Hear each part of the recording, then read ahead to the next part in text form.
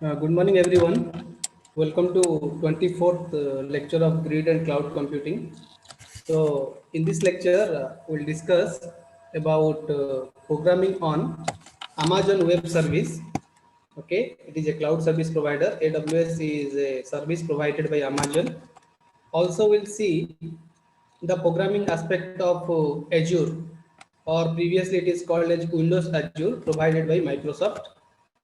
And apart from these two, we'll see some of the open source platform where open source platform for cloud like OpenStack, Open Nebula, okay, Ecolyptus. So many softwares are there where you can host a cloud.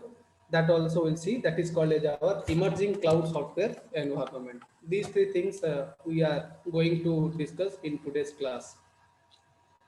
So Amazon is providing you two very popular services. One is your EC2, that is Elastic Compute Cloud.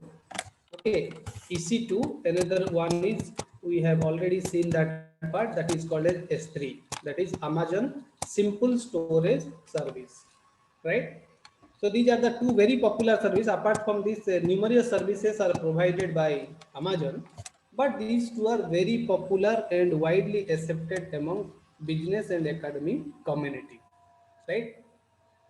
So Amazon has a ELB, that is called as your Elastic Load Balancing.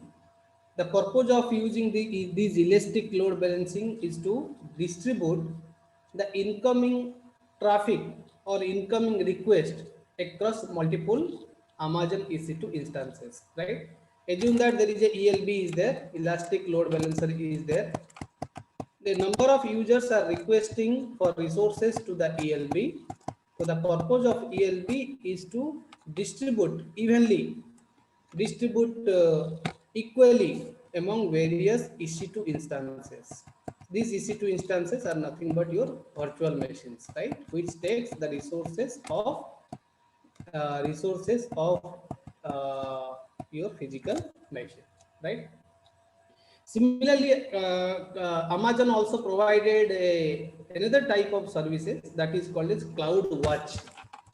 Okay, three services.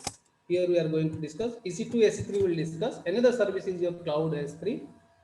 Cloud Watch is provided by Amazon. The purpose of Cloud Watch is auto scaling and elastic load balancing are enabled by your Cloud Watch. So automatically, whenever the resources are required, it will automatically scale to a high number, or whenever there is a resource is not required, it will shrink to a small number, right? So based upon the requirement of the customer, the number of resources may be increased or number of resources may be decreased. So CloudWatch is you can say it is a web service that provides monitoring for Amazon Web Service Cloud resources, starting with your Amazon EC2. Okay, that's why we are using CloudWatch. So the next one is, you can see here, CloudWatch case, it provides customer with visibility into resource utilization, whether the EC2 instances are properly used or not. For that also we can use CloudWatch. Operational performance and overall demand patterns. So these are the three things you are going to get if you are using CloudWatch. You can monitor the resources also, whether the resources are working or they are idle or they are in the sleep mode or they are overutilized or they are underutilized. These things will be done by CloudWatch. Now, if you want to go for programming in Amazon EC2, although you have seen how to do the work with Amazon S3 in lab class, so if you want to go for programming on Amazon EC2, you have to learn that AMI. AMI stands for your Amazon Machine Images. And Amazon was the first company to introduce VMs in application hosting. That's why Amazon EC2 is very popular for delivering infrastructure as a service. Amazon provides several type of pre-installed virtual machines. We have seen VM templates, right? VM template means already some pre-configured configuration is there, like S3 also. Whenever you are creating a bucket, already one or two buckets are available, you are copying the configuration of the same bucket. Similarly, in this case, Amazon provides several type of pre-installed virtual machines. So which one closely fit with you, you can select that virtual machine. And Amazon EC2 instances are called as your Amazon machine images, which is of three types. There may be a private AMI, there may be a public AMI, or there may be a paid QAMI. Private means you can say it is restricted to a particular organization, or when you create a particular instances, it is by default private. S3 also you have seen by default it is private. Until unless you will make it public, anybody cannot access that thing. Next is public, means images created by users and released to AWS community. So whenever you are giving these things public, another person if you want to access, like if you remember S3 case, if you make it public, I can access also your virtual machines or instance I can access. But private case I cannot access. Other peoples cannot access your things, right? Okay. So next is your paid QMI. If you are going for paid QMI, you have to pay per hour. For hour basis, you are going to pay based upon your usage. You are going to pay. So these instances are called as your AMI. So whether you can go for private AMI or public AMI or paid QAMI. Now here you can see the Amazon EC2 complete environment where you will get an idea. So you see here in the top part, you can see there is a public AMI, private AMI or paid AMI, right? And in the bottom layer, you have hardwares like computations. For that, you have servers, storage devices, or any other servers, email server or database server that is there. How you are binding these two things? These are binded through a virtualization layer, right? You can use your virtual machine monitor or hypervisor in order to monitor it, right? And in order to create a virtual machine, if you are going for Amazon EC2, you have to follow this process. First process is you have to create an AMI based upon your requirement, right? Create a key pair. For the security, we are creating a key pair. Then you configure the firewall. So whether means in the private organization, firewall plays an important role so that nobody can enter to the system. Then finally you have to launch your virtual machines. So these are this process you have to follow, whether you are going for public AMI, private PMI or paid PMI. Okay, you have to follow this workflow in order to launch a particular virtual machine, right? So here you can see, obviously the bottom layer is consist of your computation, compute, storage and server, which is virtualized and can be provided to user in the form of virtual machines. And user can request this thing in the form of lease. Okay, user are generally requesting these resources in the form of lease. And lease is provided in the form of virtual machines. And virtual machines are a part of these machines, either computation or storage or any kind of server. Right? Now, you can see what kind of instances. So all of you please, after this class, you please visit to Amazon EC2 website. In Amazon EC2 website, you provide your basic information, right? You provide your name and the details, whatever asked by Amazon. So once you create a particular account, you can see what are the instances, compute instances provided by Amazon EC2.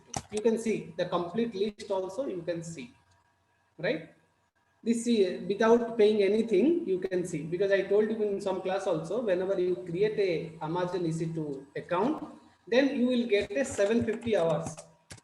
750 hours of resources you will get, right? And it will be deducted 1 hour. Okay, if you are using 1 hour 20 minutes, it will be deducted as 2 hours. Like that, you can use the resources. Okay, say they are giving a dummy resources kind of thing, right? Like Amazon S3 also, they are giving some instances in a particular region. You are going to use it for 1 hour, right?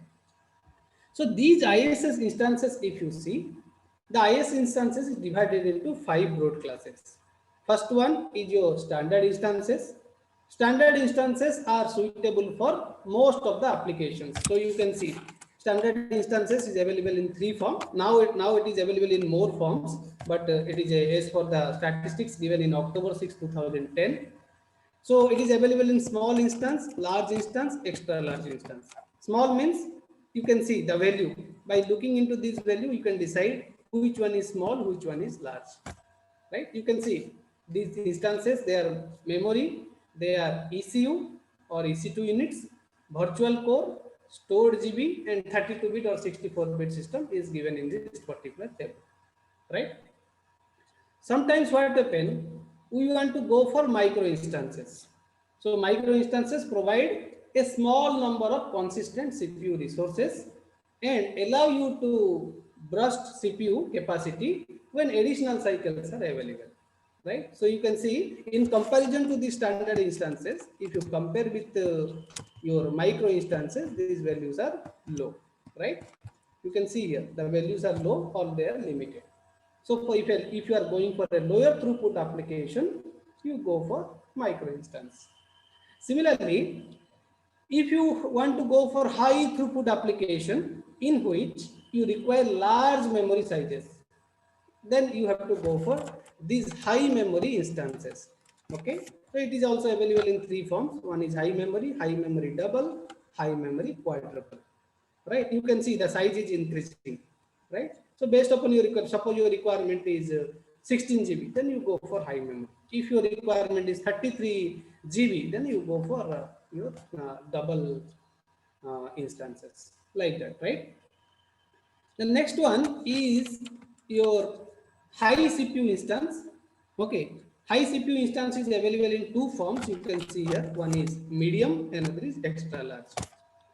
So these high CPU instances have proportionally more CPU resources than memory. So if you compare the memory with CPU, okay, if you compare the memory with your CPU, you can see you have more CPU resources than your memory. And if it is a compute intensive task, computation means more things you are giving to computation rather than the communication. Okay, in that application, you can use high CPU. Right? The last one is your cluster compute instances. Cluster means you have a group of nodes working for a same project. So if you are going for cluster compute instances, then these instances you can provide you proportionally high CPU resources.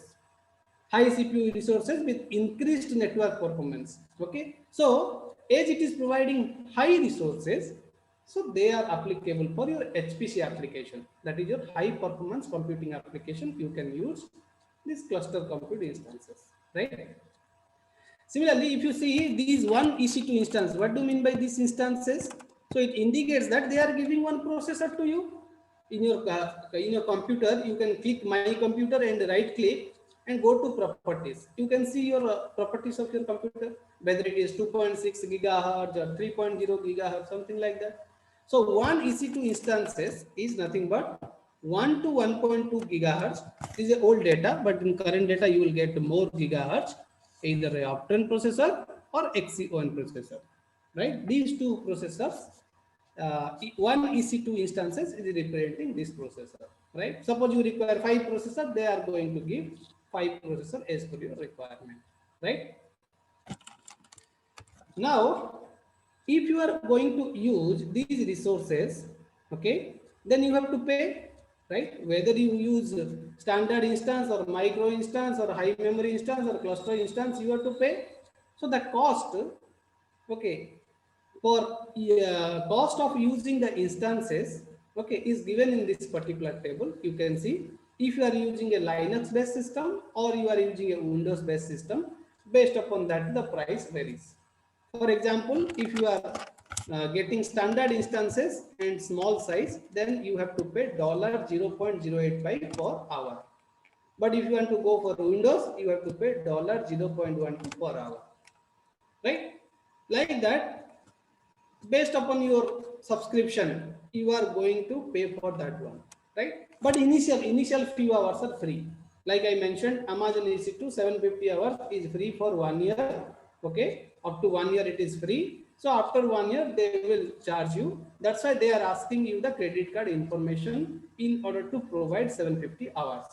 But you create your account and see these instances in Amazon EC2 so that you will get a complete picture. Okay, this is the first part of today's discussion. Second part we have already discussed, so quickly I will cover. That Amazon S3 we have already discussed. In Amazon S3 we have seen how to create a bucket, okay, how to create a object, okay. Then we have seen how to make a object public, right? That also we have seen. Then I told you about how to create a bucket policy, right? And we have seen how to apply what is the use of the versioning, right? These things we have done in our lab class, right? We have seen that these are the few things provided by your Amazon S3. So Amazon S3 provides a very simple web service interface. By using your web browser you can do it. That can be used to store and retrieve any amount of data. Suppose you want to store big amount of data, then you go for Amazon S3. Amazon S3 is going to provide you a very voluminous amount of data. So S3 provides the object-oriented storage services for the user, and we are assessing the S3, okay, and their object through simple object access protocol, which is popularly known as SOAP protocol, right? And in order to communicate the message, we are using another services of Amazon that is called as your simple queue services, SQS. The SQS is responsible for ensuring a reliable message service between any two processes, right? That is the one. So here you can see, as a user you are connecting, right? So you can connect through a REST interface if you want to use S3, and you can enter through a SOAP interface, that is simple object access protocol interface.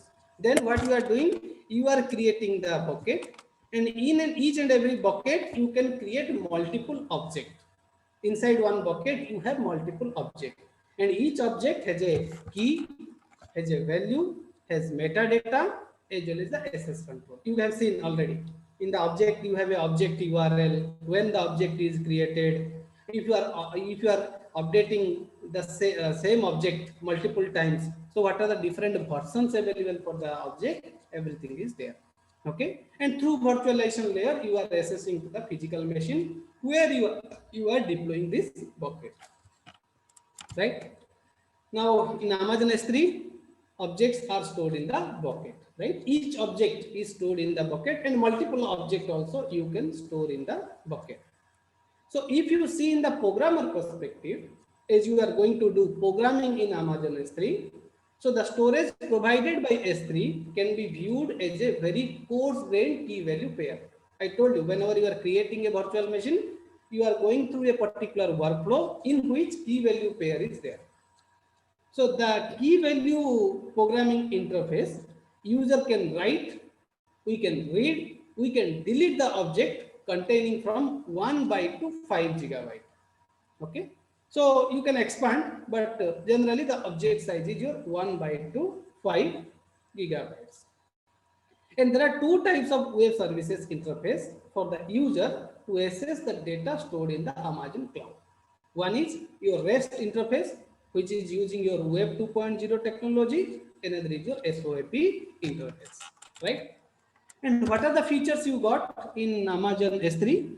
You got the redundant through a geographical dispersion. Your bucket, whenever it is created, if you are going for a subscription based, the same bucket is also available in another geographical location also, or another data center also. So if a particular bucket is crashed, okay, or if a bucket is having some wherever it is installed, that physical machine is failed, then it can be retried from other location. That's why redundant.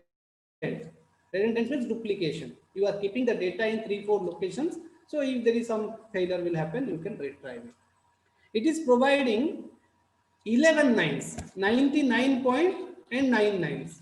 If you see here, durability and 99.99% availability of the object over a particular user, particular year. You can get this much durability and your availability. And objects may be private and public as per your wish. You can make it public or private. And per object, you will get a URL. You have a URL that you are sharing in the chat, or I am sharing in the chat. You are able to access it.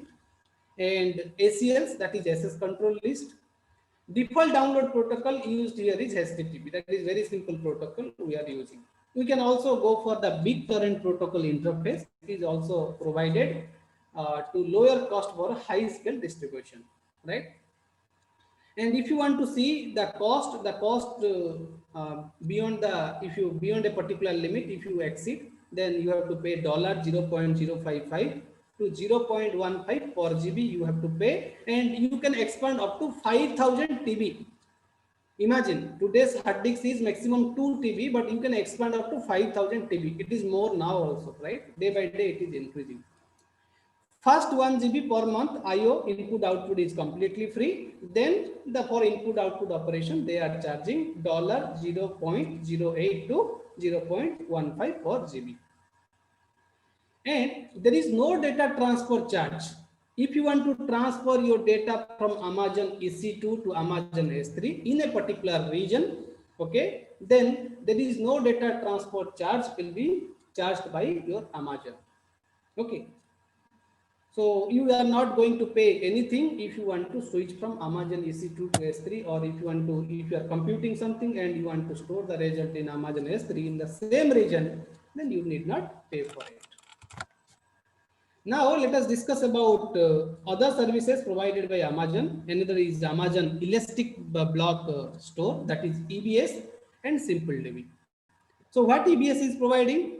EBS is providing the volume block interface for saving or restoring virtual image of EC2 instances. You have created a EC2 instance that is nothing but a virtual machine. You want to save it someplace. So you need EBS. Okay, you can store it, right? The main thing is that you can store it. Irrespective of the volume, by the help of this Amazon EBS, you can store it. And whenever it is required, whenever you want to again start some work with that instance, you can do it, right? So restoring also provided by EBS. Traditional EC2 instances will be destroyed after use. So whatever bucket you have created in Amazon S3, that you have deleted once your work is done. But here you can save it. The status of EC2 can now be saved in the EBS system, right?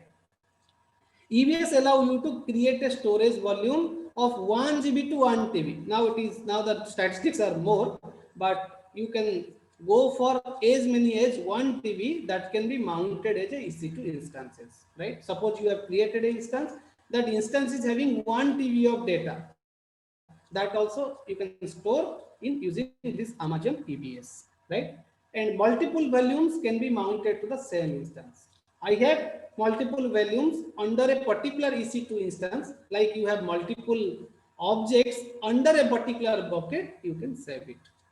And the cost they are charging here, that is nothing but volume storage charge is priced at $0.10 per GB per month. And EBS also charge your $0.10 per 1 million IO request made to the storage. But initial level, little bit it is relaxation is there, right? So in order to attract the customer, first few requests or first few quota is free. Once you exceed that quota, you are going to pay for it. The next one is your SimpleDB. Okay, that is called as Amazon SimpleDB service. Provides a simplified data model based upon the relational database data model. RDBMS you have studied, DBMS you have studied, right? So database models you have studied, and relational database also you have studied, right? SimpleDB is providing that. Where what we are doing, we are storing everything in the form of a table. So you can say the items are the rows in the table. Each and every item occupy a particular row. Similarly, each and every column represents a particular attribute, right? And a cell is the interaction of your rows and column. So a cell in the table is recognized as the value for a specific attribute. Okay, for a particular column or particular row, you have a particular entity. So in which that is corresponding to a particular row and column, you can get a cell, and here you can get the value of a specific attribute, right? Like you are maintaining in Microsoft Excel file, right? It is possible to assign multiple values to a single cell in the table. That is very much important. So in an entity, okay, in an entry, what you can do, you can store multiple values, not limited to a single value. You can store multiple values, but in Excel we are writing a single value, but in Simple DB it is enable the user to write multiple values, right? And also the Simple DB is priced at $0.140 per Amazon Simple DB machine hour. Okay, consumed with first 25 Amazon Simple DB machine hour consumed per month is free. So up to 25, first to 25 Amazon Simple DB is free. After that, if you are exceeding the free quota, then you have to pay $0.140, right? Okay. So before starting this Microsoft Azure, let us take a poll.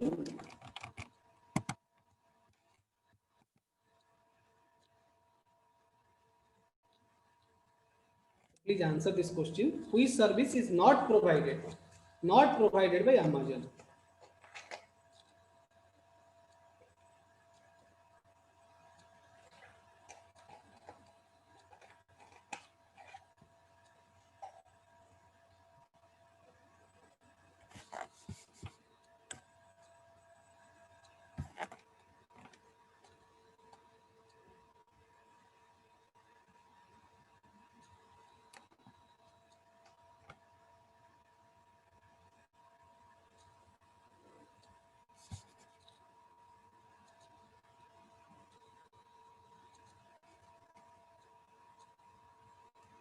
Okay, so let us discuss. Which one is the correct answer? Azure, sir. Azure, yes. Now we are going to discuss Azure. So other services, that is CloudWatch, SimpleDB, Amazon EC2, S3, and CloudWatch, everything is provided by Amazon. SQS also provided by Amazon, right? Okay. So now let us discuss about the Microsoft Azure, right? And its programming aspects. Okay. So here you can see this is the complete features of the Microsoft Azure Cloud Platform, right? Here you can see the complete picture. We are going to discuss each and every component. So first we have the underlying Azure Fabric. So you can see in the bottom you have a fabric, right? So it consists of your virtual hardware, okay, together with a sophisticated control environment implementing your dynamic assignment of resources and fault tolerance. So this is the underlying Azure Fabric, right? So here you can see various services like your blobs, queues, tables, and drives are provided, right? And here if you see, they are implementing your domain name system and monitoring capabilities. So each and every instance you are creating, that is located with a URL or a uniform resource identifier in which you can monitor the things. And many services you can request to Amazon, to Microsoft Azure, like we are using Amazon Live, sorry, Microsoft Live we are using, that is live services, or other services also we are using the Microsoft, right? We are using Microsoft Windows. So many things we can use through Microsoft Azure. So, okay. So you can see here, one can divide the basic feature of Amazon into two parts. One is your storage, another is your compute. The total applications you can divide into two parts, like Amazon EC2 is doing your computation part, Amazon S3 is doing your storage part, right? So Azure application is linked to the internet through a customized compute VM called as your web role. So you can see here a lot of web roles are there, web role 1, web role 2 up to web role n. Okay, these web roles are supporting your basic Microsoft web hosting based upon the requirement you are doing. Okay, and such configured VMs are often called as your appliances. So these, if there is a pre-installed virtual machine is there or configured virtual machines are there, we call it as appliances. And the other important compute class is the worker role. You can see a lot of workers are there, worker 1 to worker m, reflecting the importance of your cloud computing. That is nothing but a pool of computational resources are available. So based upon your requirement, you can achieve it, right? Now, if you see the roles offered by these following methods, you can use onStart method. onStart method is called by Fabric on startup, and it allows you to perform the initialization of the task. If you are using onStop, if you want to exit, okay, if you want to called when the role is to shut down or you want to make a exit, then you can use onStop method. Similarly, run method is used to invoke the your main logic. If you want to run it, you can use this particular method, right? Now, SQL Azure, one service is provided by your Microsoft Azure is there, that is called as SQL Azure. So all the storage modalities are accessed through your REST interface, that is your Web 2.0 interface, except the drive, everything is provided using the REST interface. And the REST interface are automatically associated with your URL, and all storage is replicated 3 times. All are replicated 3 times for fault tolerance. If something is failed, then other 2 parts we can retrieve, right? So which is guarantee you that you will get a consistent SS, right? Irrespective of the fault, you are going to assess it. And blobs used, here you can see there is a blobs. If you see in the bottom layer, there is a blobs, right? So these blobs are arranged as a 3-level hierarchy. First one is your account, second one is your container, next one is your page or blobs. So 3-level hierarchy is maintained by your blobs. So blob is used to streaming your data, and each blob is made of a sequence of blocks. Like each bucket is having a set of objects, each blob is having a sequence of blocks up to 4 MB each. So this is storage, right? Storage means you have to store everything in the form of blocks. And each block has a 64-byte ID, and blobs can be up to 200 GB in size. So these are the requirements, the features provided by SQL Azure. And you can see one can associate metadata with blobs using a name and value pair. Like MapReduce, you have seen key value pair. Here we are going for name value pair with up to 8 KB per blob, right? Next is Azure Table. Azure Table, and if you go for the queue storage modes, are aimed at much smaller data volume. They are not targeting a high volume, they are targeting your smaller data volumes. And they are supporting your put, get, delete message operation. Also, they are supporting your create and delete operation that is applicable for queues. And this Azure table also same as your like your database, right?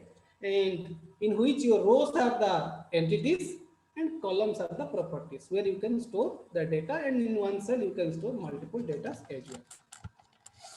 So all entries can have 255 general properties. If you are entering something in a particular row, that row may have 255 general properties like name, type, value, partition key, and row key. Like that, there are 255 properties you can store. And the row key is designed to give each entity a unique level, whereas partition key is designed to be set, and entities with the same partition key, if entities means the rows with the same partition key, they are arranged in a particular order, or they are very close to each other, so that the retrieval is very easy, right? Like you can say that you want to maintain the database of a particular organizations, and you are keeping the same level employee into the same location. So because their position is same, their partition key is same, that's why they are arranged in the same location or next to each other, right? Okay. The next point of discussion today is called emerging cloud software environment. Apart from these, there are a lot of environments are provided by in which you can access the cloud or you can build a particular cloud. Some of them are very popular. One is called Eucalyptus, which was developed by University of California. Okay, or Nimbus is also a cloud software. Okay, a cloud framework where you can create a particular cloud, and these are open source. They are not paid one, right? These are open source. But Amazon EC2 or Windows Azure, if you want to go, then you have to pay, right? And also there is a open source tool, that is open source environment, that is your Open Nebula, and also Sector or Sphere or OpenStack. These are various software environments are there, or recently launched by Professor Rajkumar Bhuiya, that is Anek Cloud Programming Tool, which was developed at the University of Melbourne, Australia, right? So if you want to go for Eucalyptus, right? So Eucalyptus provides an AWS compliant EC2 based web interface. Whatever we discussed, the same thing they are integrating in order to provide the services, right? So that's why it is saying AWS compliant EC2 based web service interface for interacting with the cloud services, right? And Eucalyptus provides services such as AWS compliant Walrus. This Walrus is same as our S3 or like S3, okay? And a user interface for managing users and images. So this Walrus or S3 is keeping the images, which is provided by your Eucalyptus, right? So this is the complete architecture. You can see here, this is your Eucalyptus framework, okay? Or you can say it is a user interface in which you are connecting to a management platform. Then there is a cloud controller is there, okay, which is coordinating with your node controller, cluster controller, storage controller, and these are the various instances.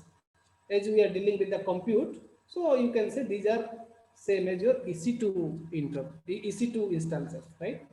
So that is monitored by the help of this CLC, that is cloud controller, right? Load balancing, everything is done in the this point, right? CLC, right?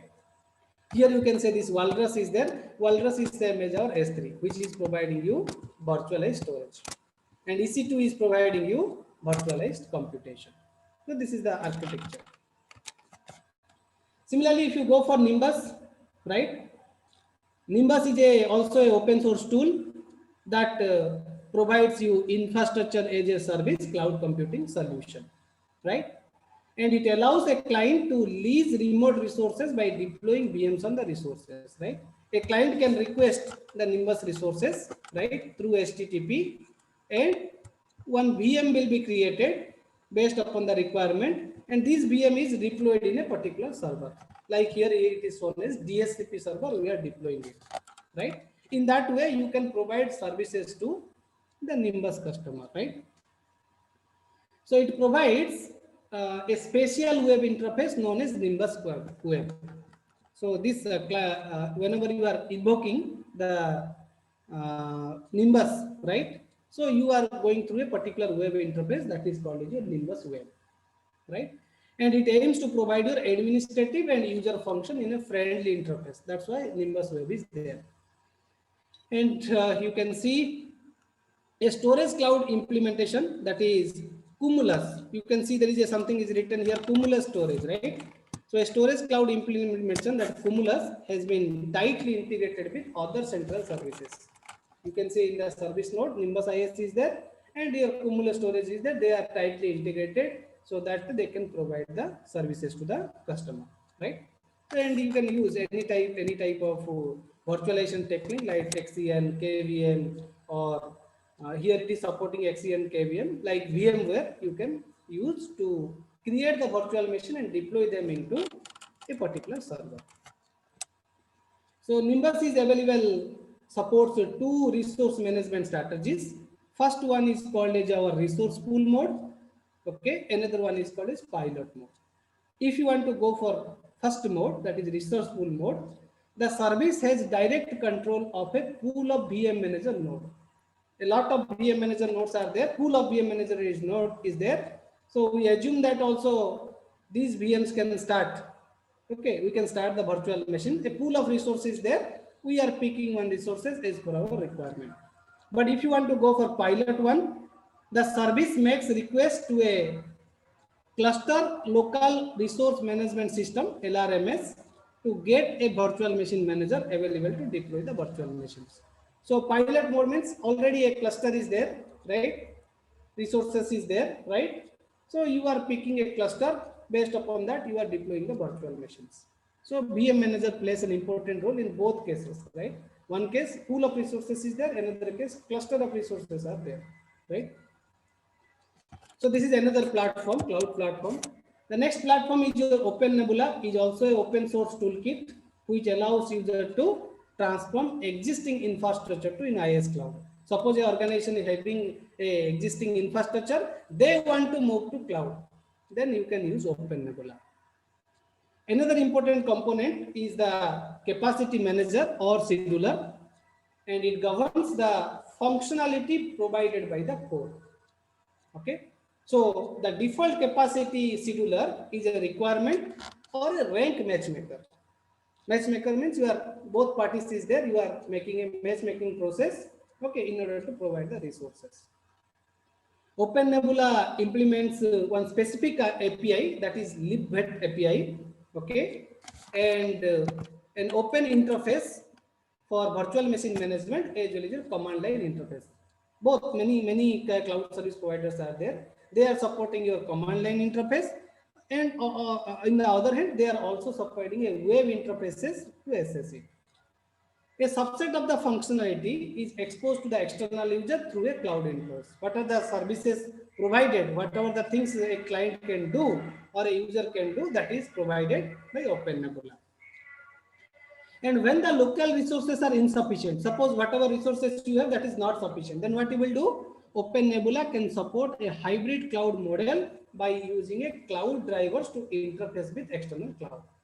So it can integrate with the other clouds to make it a hybrid cloud in order to satisfy the requirement of a particular customer when sufficient resources is not available, right?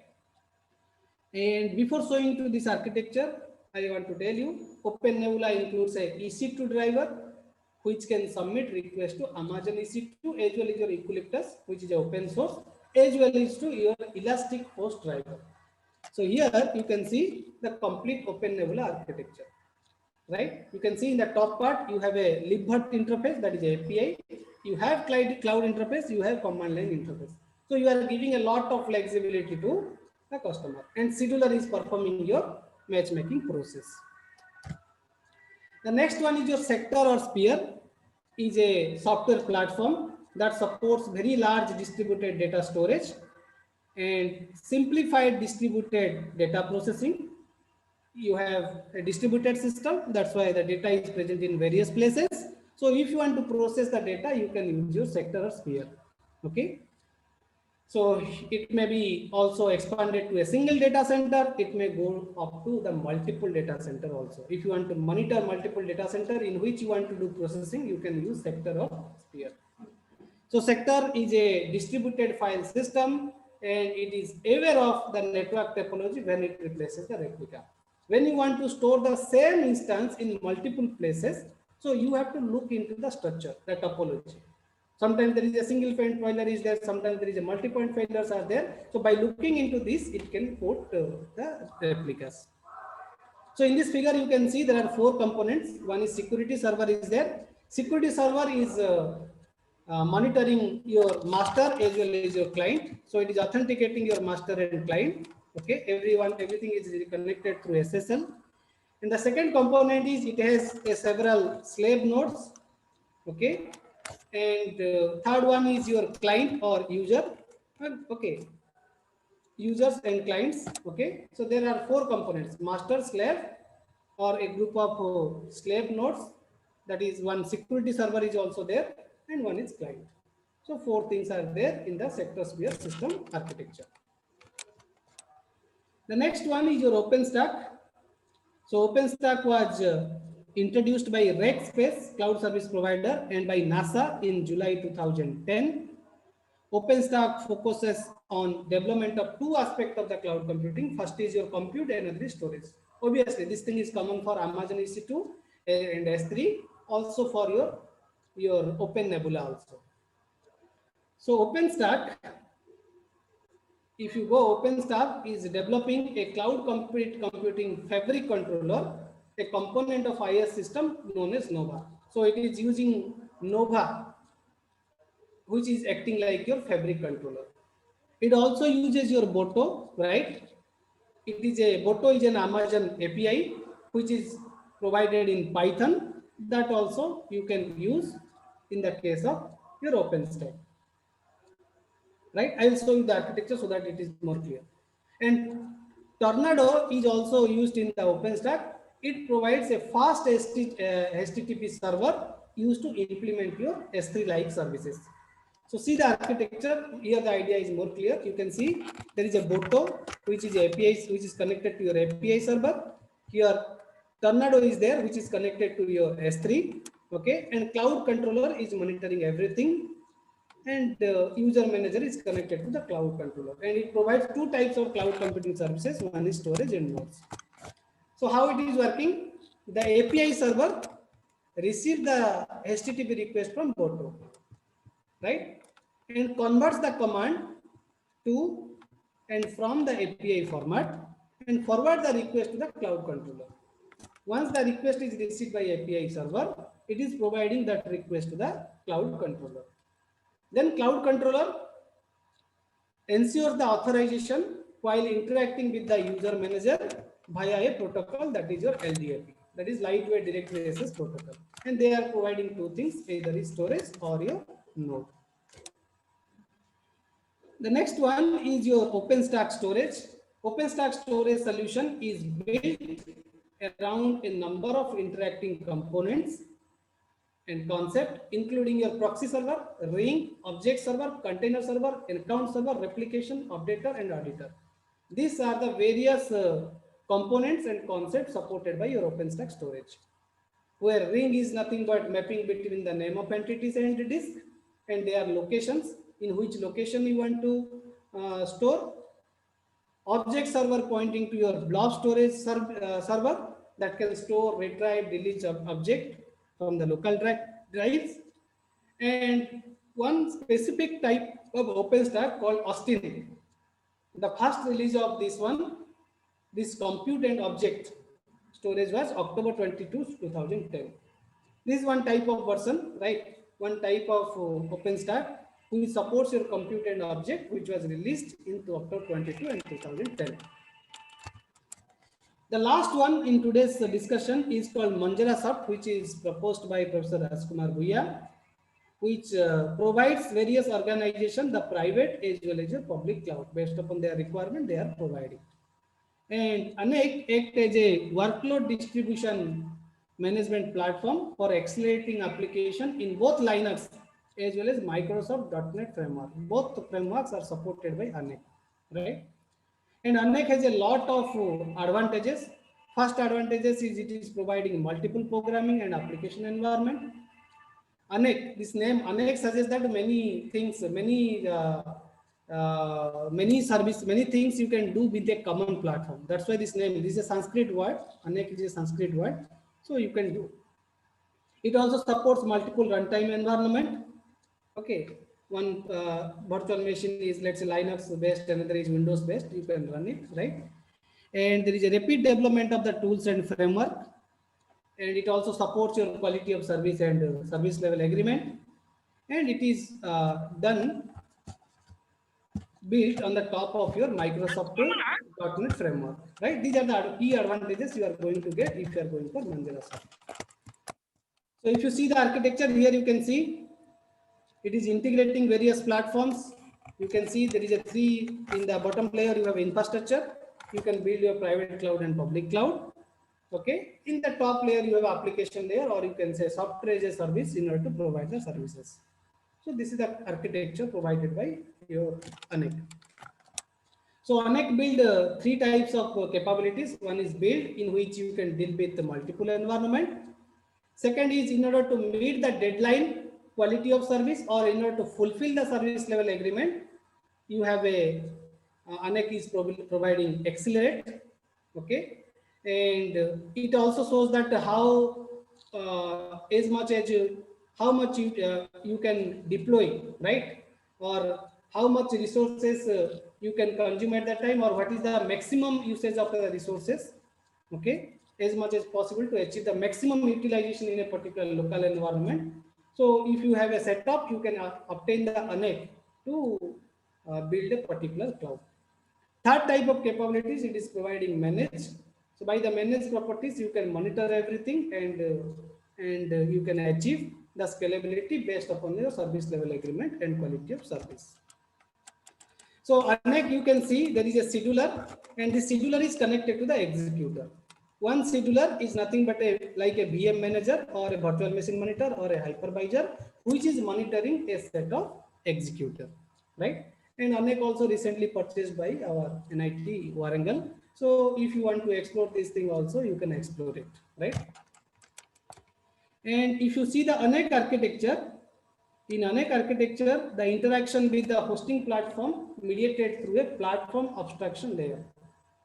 So platform abstraction layer is providing you a virtual organization so that you can hide your internal details, or heterogeneity or your multiple runtime environment can be avoided through this platform, right? This architecture. The available services can be aggregated into three categories in Aneka. One is your fabric service, that is the bottom one, which provides you high availability and failover. That is the fault tolerance aspect in order to improve the reliability or resource provisioning, or you can say performance monitoring. Second one is your foundation service. These services are provided with added value to the infrastructure and are of use to system administrator and developer. You can also use the foundation services for accounting, billing, or resource reservation or licensing. For that, you can go for foundation service.